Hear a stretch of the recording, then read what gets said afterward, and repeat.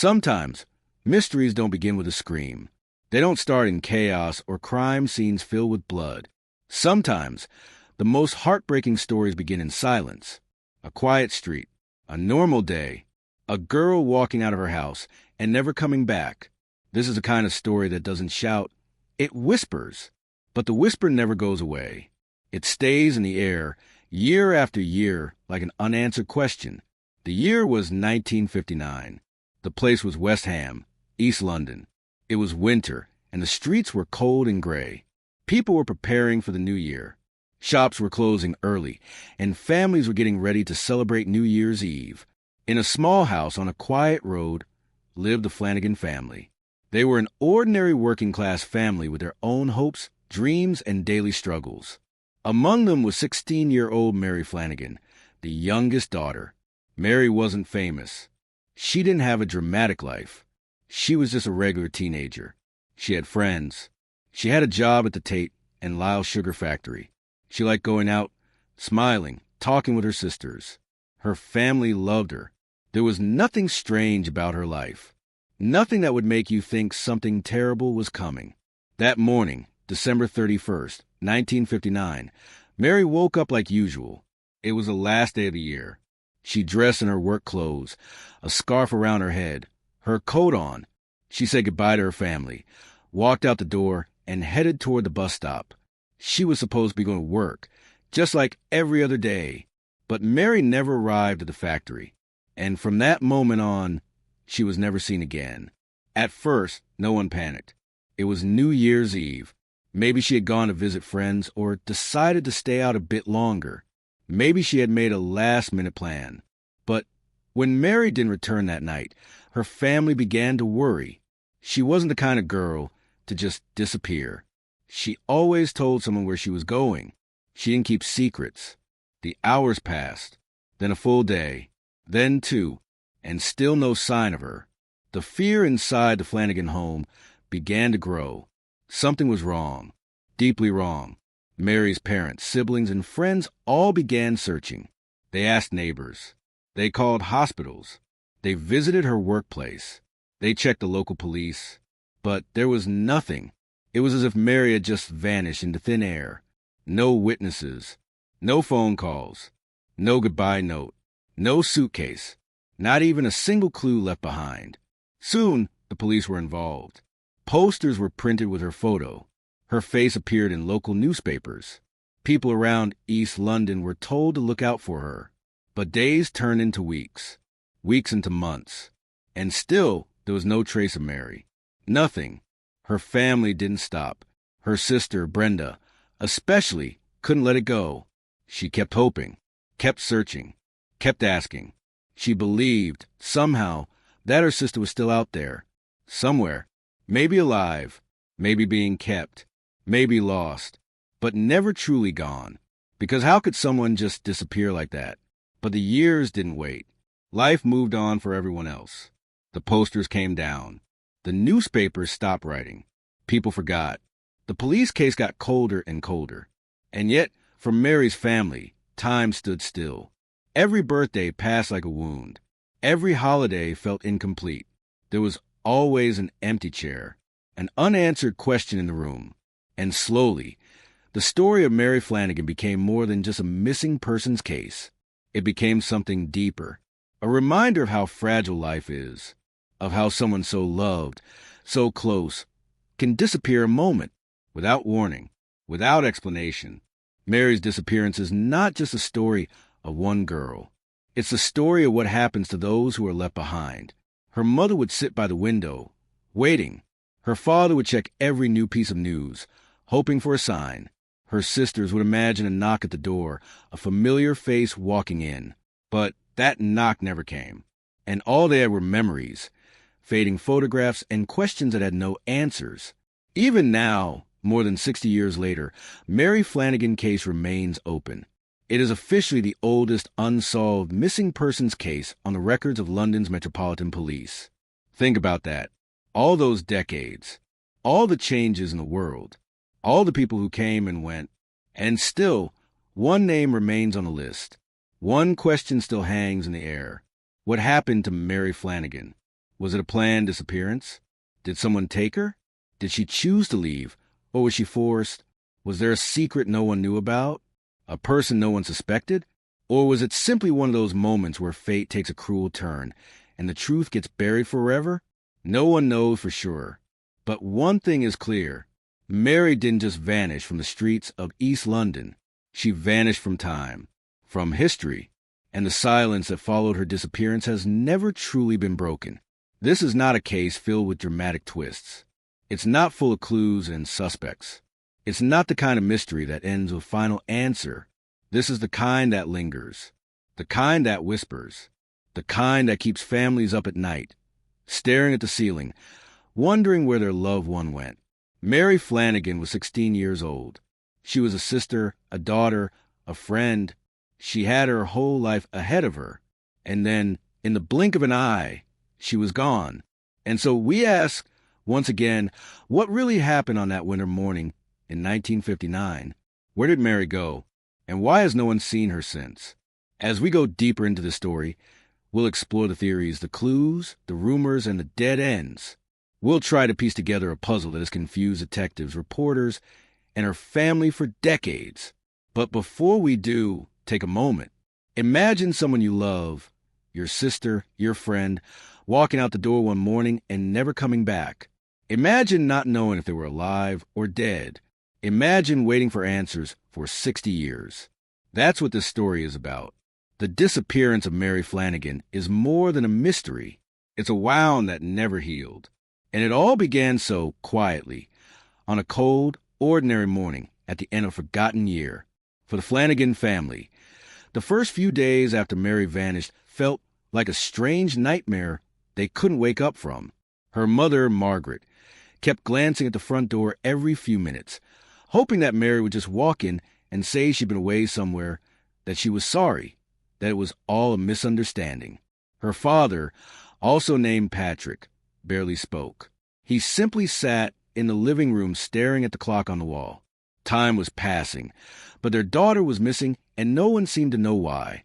The police began to investigate, but 1959 was a different time. There were no CCTV cameras, no mobile phones, no digital footprints. Missing persons cases were often treated as runaways unless there were signs of a crime. At first, the authorities believed Mary had simply chosen to leave. Maybe she'd run off with someone. Maybe she was hiding out after a family argument. But her family didn't believe that for a second. Mary was close to her sisters, and even if she had wanted some space, she would have told at least one of them. There was one small clue that stood out in those early days.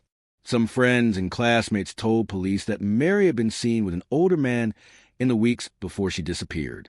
He was described as quiet, well-dressed, and not from a neighborhood. There were rumors that she might have been secretly seeing someone, maybe even planning to leave with him. But nothing concrete ever came from that. No one knew his name. No one had a proper address. He was just a shadow, someone on the edge of Mary's world that no one could quite identify. As days turned into weeks, the Flanagan family started to fall apart under the weight of the unknown. Margaret stopped eating regularly. She would walk the streets near the Tate and Lyle factory, asking anyone if they had seen her daughter. She checked hospitals. She checked parks. Sometimes she stood outside the train station, staring at the crowds, hoping to spot a familiar face. Patrick began drinking more than usual, blaming himself for not being stricter, for not asking more questions. Brenda, Mary's younger sister, tried to stay strong.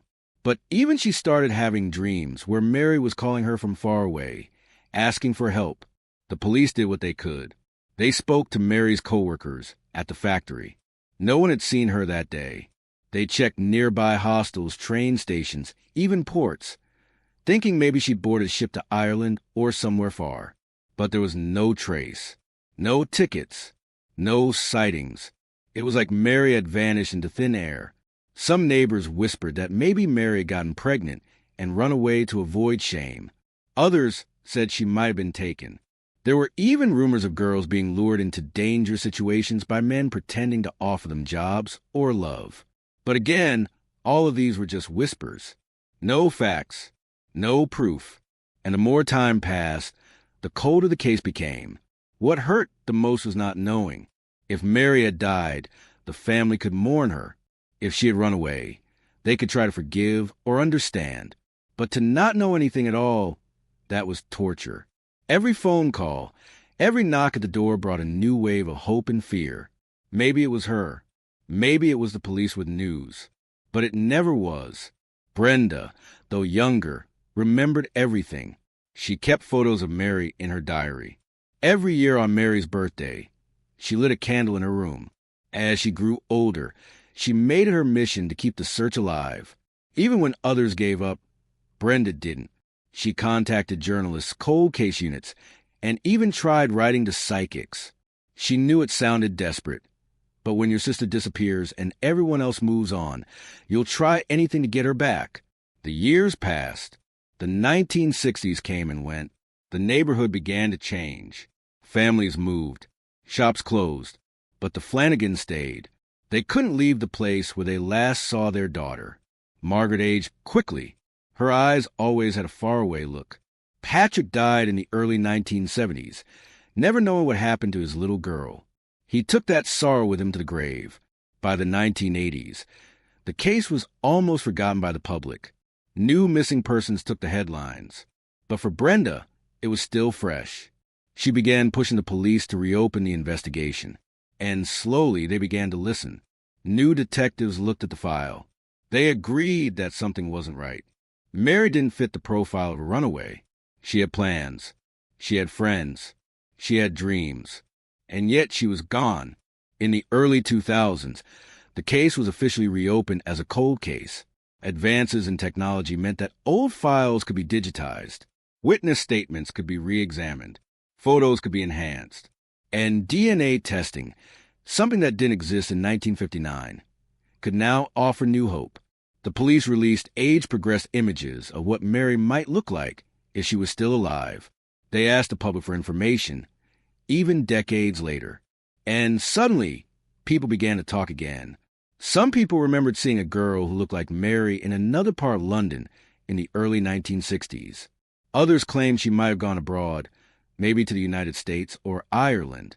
One woman came forward saying she believed her mother might have been Mary, based on an old photo she found. DNA testing ruled that out. But each of these moments gave Brenda a small spark of hope, and then quickly took it away again. Still, she didn't give up. She worked with journalists to tell Mary's story. She appeared in interviews. She helped launch missing persons campaigns. And through it all, she kept believing that one day, the truth would come out. What happened to Mary Flanagan after she left for work that cold December morning in 1959? Did she run away to start a new life? Did something terrible happen to her on the way to the bus stop? Was she tricked by someone she trusted? Or is she out there somewhere, living under a different name, unaware of the decades of pain left behind? These questions hang in the air, haunting and heavy. For some, it's just another old mystery. But for Brenda, and for anyone who has ever lost someone without answers, it's a wound that never heals, a story that never ends. In the decades that followed Mary Flanagan's disappearance, the world around her family changed in almost every way.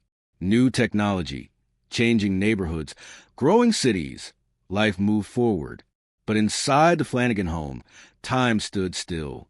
A pair of Mary's shoes stayed in the closet.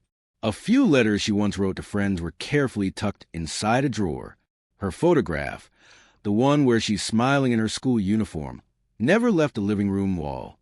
Her sister Brenda, who was only a child when Mary vanished, had now grown into a woman with children of her own. But the ache of not knowing never left her. She often wondered what kind of life Mary might have lived if things had gone differently. Would she have become a teacher, like she once dreamed? Would she have married, had children, had a home full of laughter? Or did her story end that very same day, somewhere in a cold, forgotten corner of London? Over the years, strange leads would surface from time to time. A man once wrote to police, claiming that he saw a girl matching Mary's description working in a cafe in Manchester during the 1960s. Another person said they believed Mary had changed her name and joined a religious group abroad. A private investigator even tracked down a woman in Australia who had no clear record of her early life, raising suspicions that she might be Mary. But in every case, the truth slipped just out of reach. In 2013, something remarkable happened. After decades of silence, the Metropolitan Police officially listed Mary Flanagan as the oldest open missing person case in London. Her case, now more than 50 years old, was brought back into the public eye. A new generation of detectives looked over her file. They interviewed surviving family members, reanalyzed old statements, and asked the public for any information, no matter how small. The age-progressed images created by forensic artists showed what Mary might look like as an older woman, in her 60s or 70s. These photos were shared online in newspapers and on television. People across the UK began to ask questions again. Some wonder how such a large city, with so many people, could allow someone to simply disappear and never be found. Others were surprised they had never even heard of Mary's story until then. Brenda, now in her 70s, spoke publicly with a quiet strength that moved everyone who listened. She said that all she wanted was peace. Not revenge, not justice, just peace. She wanted to know what happened to her sister, whether Mary had lived a good life somewhere else, or if something tragic had happened. She just wanted the truth. And yet, even after all the news stories, all the renewed attention, no clear answers came. The man Mary may have been involved with was never identified. No eyewitness ever gave a solid enough lead to follow. No body was ever found. No documents. Nothing that could finally close the case. For the public, it remains a haunting example of how a single person can vanish without a trace, even in one of the world's busiest cities. For families of missing persons everywhere, the story of Mary Flanagan is more than a mystery. It's a mirror. It shows the pain of waiting, the torment of silence, and the heartbreak of loving someone who never comes home. Today, if Mary is still alive, she would be in her 80s. It's possible she's out there somewhere, perhaps with a new identity, unaware that a family still waits, still hopes. Or maybe her story ended long ago, and only the wind remembers where she fell. The Flanagan family never stopped searching, not truly. And because of their love, Mary's story continues to be shared on websites, in documentaries, in police reports, and now here with you. Because every time someone speaks her name, it keeps her memory alive. And maybe, just maybe, it brings us one step closer to the truth. And now, as we close the story, here's the real photo of Mary Flanagan, captured shortly before her disappearance. This is the face her family has never forgotten. This is the girl who vanished one quiet December morning, leaving behind a mystery that remains unsolved to this day. If this story moved you, if you felt the weight of this mystery as much as we did, then please don't forget to like this video and subscribe to AI Alvantis for more real-life unsolved cases and haunting disappearances from around the world. Your support helps us keep these forgotten stories alive, and who knows, maybe one day, someone watching will have the missing piece that finally solves a mystery like Mary's. Thank you for watching, and take care of the people you love. Because sometimes, it only takes one quiet December morning for everything to change forever.